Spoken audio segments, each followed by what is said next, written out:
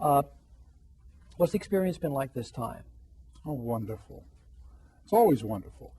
I spend most of my life as a hermit, sitting at my desk reading and writing, and I don't get to speak to people very often. I talk to Harriet, my wife, and a few friends, but not to any great degree, any great number of people. And I come out on tour, and there's lots of people who want to talk to me, and it's lots of fun. We've had large crowds, a number of places, over 600 people sometimes. Good heavens! And it's just been terrific.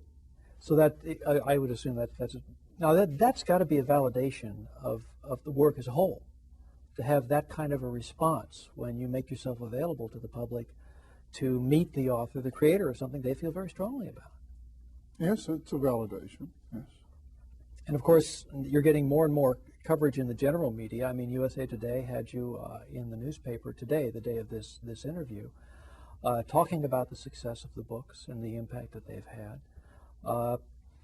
And the websites that have been created of interest, that are interested in this, in every aspect of the world you've created, everything from fan art to chat forums to role-playing mailing lists to web rings to resources that intensively analyze every aspect of every line of every book that you've written.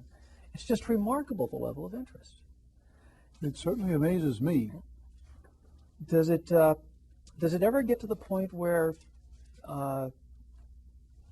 it gets a little intrusive in terms of the kinds of things they want to find out about the characters in the story?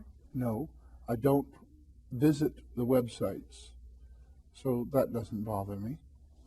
And when people ask me questions, whether it's for a website or not, I either give them an answer, which I don't mind them taking out, or if I don't want to answer, I have a standard reply for that. One I got from the net.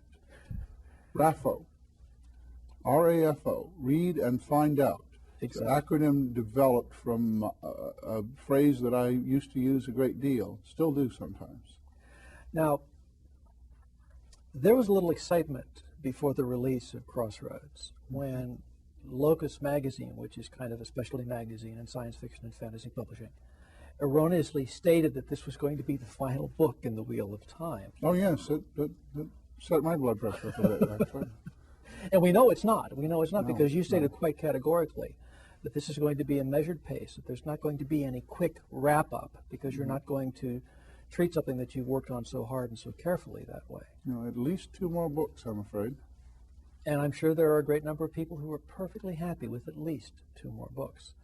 I've had some people that say they'd like 5 or 10, but I generally throw something at them. But I understand that there may be, before the next book in this particular story of Rand al'Tor, there may be something else that'll be published that you will have written. Yes. I was asked by my publisher to expand the novella New Spring.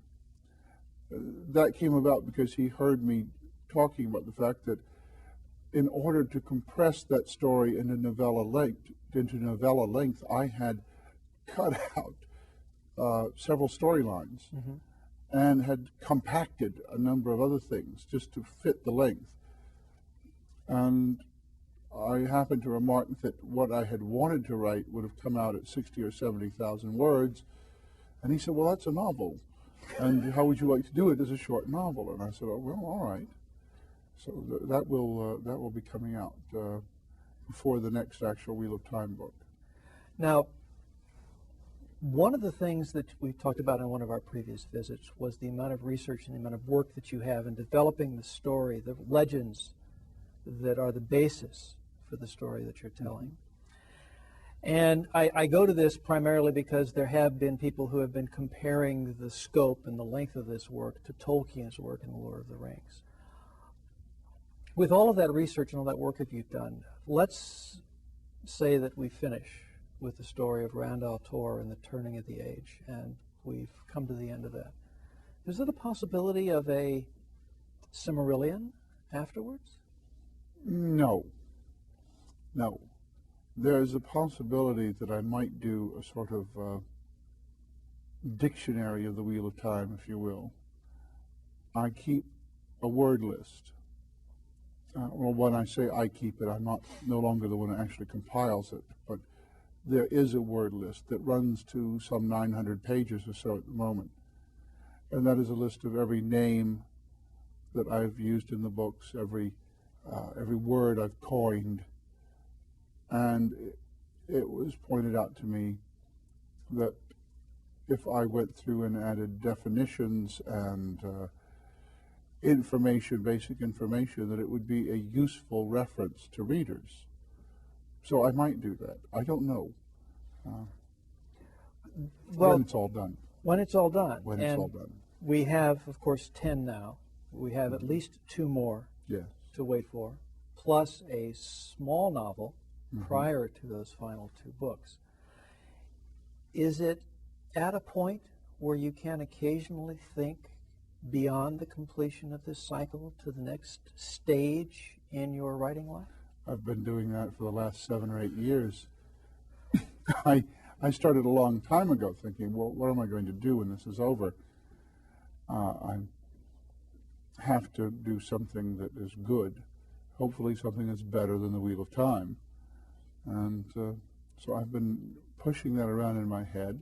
I know to a large extent what I will do, so that I know I will first take a brief vacation. I'll try to make it a long vacation, but I have a habit of slipping back to my computer and starting to write again. And then after the vacation, I will sit down and start writing the next thing.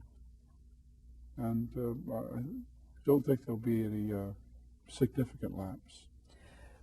This is the tour for the 10th book. You're almost finished with it, and you've had large crowds. Has there been any one special moment or any one particular encounter that stands out from all the others?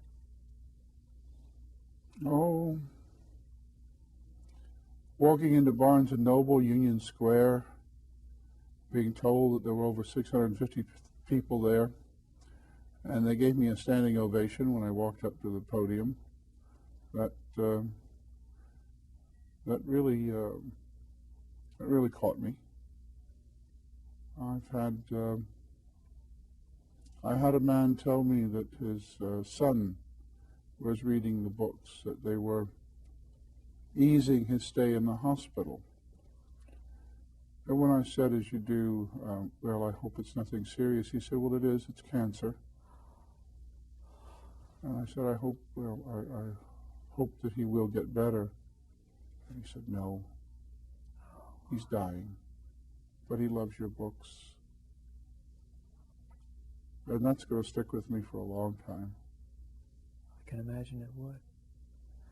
And we are almost out of time. And on that note, I have to say, Robert Jordan, thank you very much for stopping by. I know it's been a long several weeks for you. It's a very cold day here in Washington, D.C. Very cold. Yes. But it could be worse because it's snowing back home. Yes, but it's not sticking to the ground, I understand. Oh, good for it. Good for it. Robert Jordan, thank you very much. And we hope to see you again perhaps when book 12 of The Wheel of Time is out. Okay. Well, that about does it for this edition of Fast Forward. Hope you found something of interest. Hope you come see us again. Until then, this is Tom Schaad saying, take care.